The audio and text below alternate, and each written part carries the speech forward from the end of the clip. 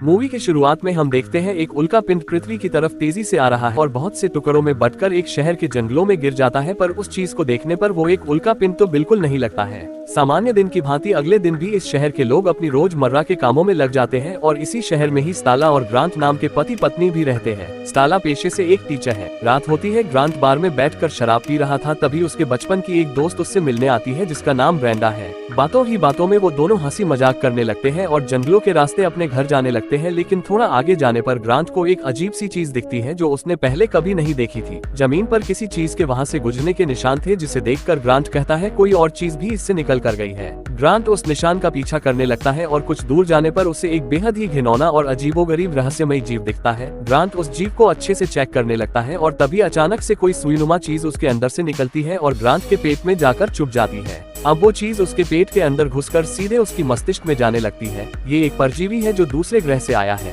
परजीवी ग्रांट के दिमाग पर अपना कंट्रोल कर लेता है। थोड़ी देर बाद ग्रांट उठता है, लेकिन अब वो अजीब तरीके से व्यवहार करने लगता है। वो बार की तरफ जाकर कार लेता है और सीधे अपने घर जाता है। वो फ्रिज में रखे सारे मीट को एक ही बार में खा जाता है। सुबह होती है, ग्रांट आसपास से पत्तियां लाता है और घर के बेसमेंट में फैलाकर उस पर खेलने लगता है। थोड़ी देर बाद वो मॉल जाता है और वहाँ पर रखे मीट को देखकर वो पागलों की तरह खुश होता है। वो मॉल के सारे मीट को पैक करने के लिए कहता है और वापस घर आ जाता है। ग्रांट आराम से बैठकर शराब पी रहा था, तभी स्टाला को बेसमेंट के दरवाजे पर ताला दिखता है। वो ग्रांट से पूछती है दरवाजे पर ताला क्यों लगाया है। ग्रांट हंसते हुए उसके पास आता है और कहता है तुम्हारा जन्मदिन आने वाला है, इसलिए उसकी तैयारी कर रहा हूँ। स्टाला कहती है मेरा जन्मदिन अभी 2 महीने बाद है, तो इस पर ग्रांट कहता है बेहद ही नजदीक है जन्मदिन। स्टाला को ग्रांट के ये व्यवहार बेहद ही अजीब लगता है। रात होती है, स्टाला और ग्रांट को पार्टी में जाना था, पर अब ग्रांट के शरीर में बदलाव होने लगते हैं और उसके पेट में परजीवी अब काफी बड़ा हो गया था, जिस वजह से ग्रांट को काफी दर्द होता है। ग्रांट इस जीव को स्टेला के शरीर में ट्रांसफर करने की सोचता है, लेकिन उसे ये सही नहीं लगता और वो ब्रांडा के घर चला जाता है। सही मौका पाकर ग्रांट जबरन ही उस परजीवी को ब्रांडा के शरीर में ट्रांसफर कर देता है, लेकिन ग्रांट के लिए मुसीबत अभी खत्म नहीं हुई थी। ग्रांट के न आने पर स्टाला अकेले ही पार्टी में चली जाती है और उसके आने का इंतजार करती है, लेकिन वो नहीं आता। पार्टी खत्म होने के बाद वो घर आती है और ग्रांट को आवाज लगाती है, लेकिन वो कहीं नहीं दिखता। तभी ग्रांट अचानक से स्टाला के सामने आता है, जिसे देखकर वो चौंक जाती है और पूछती है ये तुम्हें क्या हो गया। ग्रांट कहता है मधुमक्खी ने काट लिया है, इसलिए ये हालत हो गई है, लेकिन मैंने डॉक्टर काल से दवाई ले ली है। अगले दिन रोज की तरह ही स्टाला स्कूल जाती है, लेकिन उसे ग्रांट की काफी चिंता थी, इसलिए वो डॉक्टर काल को फोन करके ग्रांट की इस हालत के बारे में पूछती है, लेकिन डॉक्टर कहता है कि ग्रांट मेरे पास नहीं आया था और वो मुझसे पिछले 1 साल से नहीं मिला है। स्कूल का काम खत्म करके वो घर आ रही थी, तभी रास्ते में उसे एक बोर्ड में बहुत से कुत्ते और बिल्ली के लापता होने का पोस्टर चिपके हुए देखती है, जिनमें से कुछ को वो जानती भी थी। रात होती है, स्टाला के घर 2 पुलिस वाले आते हैं, जिसमें से एक उसके बचपन का दोस्त था जिसका नाम बिल है। बिल स्टाला से पूछता है क्या तुम ब्रेंडा को जानती हो। स्टाला मना कर देती है। बिल कहता है वो पिछले 2 दिन से लापता है और कुछ लोगों ने ग्रांट को उसके घर जाते देखा था और उसके बाद से ब्रेंडा को किसी ने नहीं देखा, इसलिए जब भी ग्रांट घर पर आए तो हमें फोन कर देना।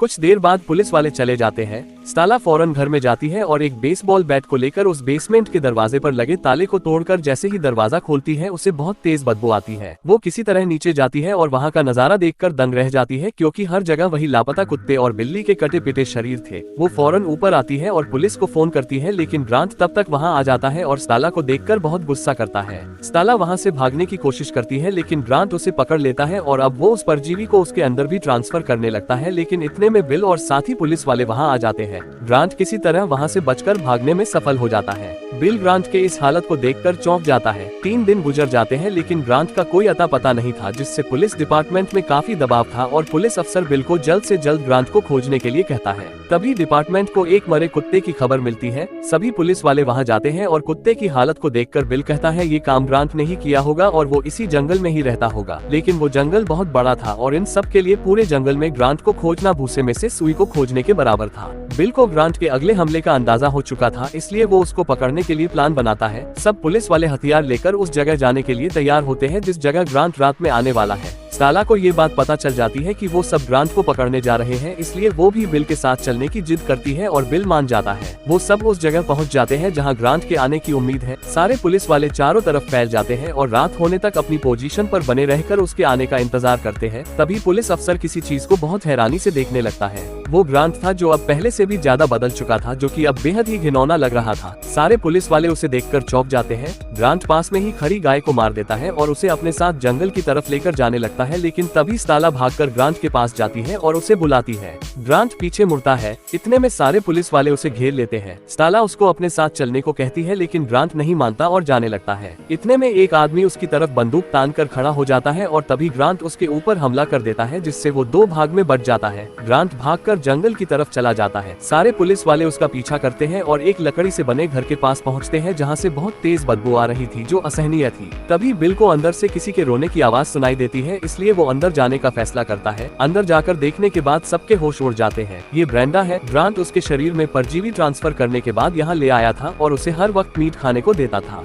बिल ब्रेंडा को पहचान लेता है और इस चीज के बारे में उससे पूछता है, लेकिन ब्रेंडा को खुद भी नहीं पता था कि ये क्या है। कुछ देर बाद ब्रेंडा के शरीर में हलचल होती है और वो फट जाती है। उसके अंदर से हजारों की संख्या में केचुए जैसी कोई चीज निकलती है और सब पुलिस वालों के मुंह के अंदर जाने लगती है। स्टाला, बिल और साथी पुलिस अफसर किसी तरह अपनी जान बचाते हैं, लेकिन अब वो केचुए आसपास के घरों में जाकर तबाही मचाने लगते हैं। इधर बिल स्टाला को सारे पुलिस वालों को घर से बाहर निकालने के लिए कहता है, क्योंकि उन सब की सांसें अभी भी चल रही थी। बिल मदद लेने के लिए जंगल से बाहर जाने लगता है। दो लोग सारे पुलिस वालों को बाहर निकालने लगते हैं और स्टाला सबको कपड़ा गिला करके पानी देती है। वो दोबारा पानी लेने जाती है, तभी एक पुलिस वाला अचानक से खड़ा हो जाता है और ग्रांट की तरह बात करने लगता है, जैसे उसके अंदर ग्रांट की यादें आ गई हो। एक एक करके सारे पुलिस वाले ग्रांट की तरह बोलने लगते हैं। स्टाला को कुछ समझ नहीं आता, इसलिए वो और अफसर वहाँ से भाग जाते हैं। उधर बिल जंगल से बाहर आकर एक घर पर जाता है, जहाँ कुछ लोग कार के अंदर मौजूद एक लड़की को मारने की कोशिश कर रहे थे। वो सब उस केचुए के हमले की वजह से ज़ोंबी की तरह व्यवहार कर रहे थे। कुछ देर में वहाँ और भी लोग आ जाते हैं और बिल पर हमला कर देते हैं। वो सब शरीर से एक ज़ोंबी की तरह व्यवहार कर रहे थे, लेकिन उनके दिमाग में ग्रांट की यादें थी।